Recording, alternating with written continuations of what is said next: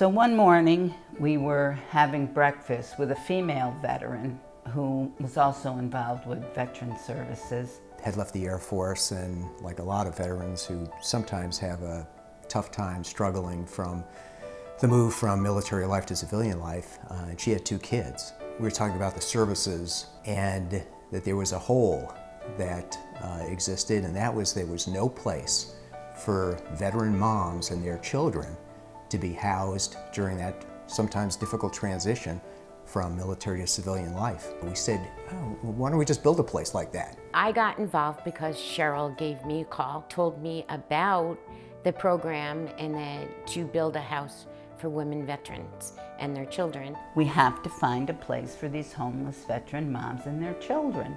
And there is no place. Even the homeless shelters can't take children. The need for services for veterans doesn't seem to be abating at all. In every community, there's something that somebody can do, trying to identify one of those holes in the system and then asking for help. These veteran mothers and their children move into Foreverly House. They aren't just receiving a beautiful home. We provide extensive case management services to the families that move in. So anything that the mothers may need, local community resources that they might not know are in the area, but as well as being a school liaison for their children and just making sure that the transition is comfortable for both the mother and the children. The Foreverly House is a name that I will love forever, because forever these veterans that move in here can stay as long as they are happy and this is what they need. They can stay here forever.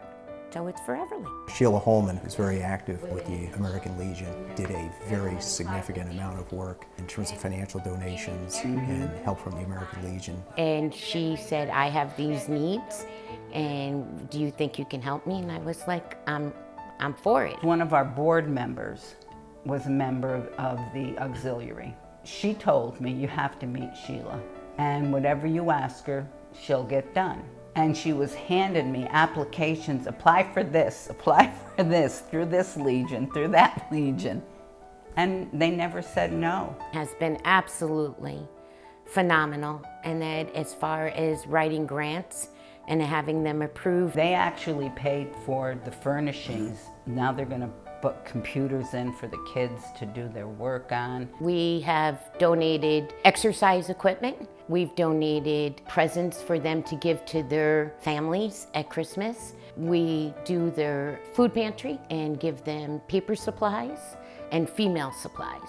And that we serve them and say, we're ready for you and here we go and we'll help you out with whatever you need. But there were a lot of just $50 donations, $100 donations. So although I wasn't here for the start of Foreverly House, I did get to see the end of the construction and the referral process to get our first family into the house and the ribbon cutting, which was a very cool experience. The family that we brought in was a few weeks after the ribbon cutting, so it was very cool to announce to all of our funders and our partners who came to the ribbon cutting that we did have our first family move in. It is a single veteran mom with 3 children who struggled. So one of her children is also developmentally disabled. We had met with her, told her about Foreverly House, and just to gauge her interest, we had received a referral form. You know, she was kind of hesitant moving to a new community, and then she saw the place. To go from living in an attic to moving into a 3-bedroom, freshly built, furnished, beautiful home is something that is unimaginable for some of these veterans. They were thrilled, and they are extremely happy to be here and settling in very nice. They give of themselves and their time because they have so much care about our veterans. I feel that every town or every state, city should have a Foreverly home. They should have a place for our women veteran and their children to go to. And the plan is to expand our services because there's very few housing programs for homeless female veterans. And they are the highest rising group in veteran homelessness. Women need as much support as men do. And we're very fortunate to have an agency where we can serve both women, men, and now children. We do have plans for phase 2. When Cheryl and Ray spoke with the LA group, they had put in approval for the second phase, which is 2 more units next door right here at the same property. When we went through the approval process, we had enough space on this site for 2 buildings, two family homes. We've got 1 done. We've already got approvals to put the second one in. And we're hoping to start securing funds for that as early as the beginning of next year. I am going to continue to hit the ground running to build our community relationships, strengthen our mission, and expand our services. Reach out to VAs, reach out to other veterans organizations, speak to their veterans, connect yourself with people there and say, what can I do?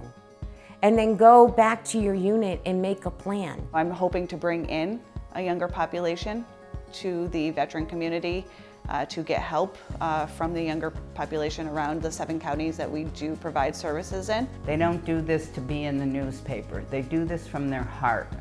And I think that's what makes a difference from the American Legion Auxiliary to other social groups. There is a rewarding factor in helping people out, especially veterans, and knowing they made us safe by going over to war and putting their lives on the line. Isn't it time that we made them safe?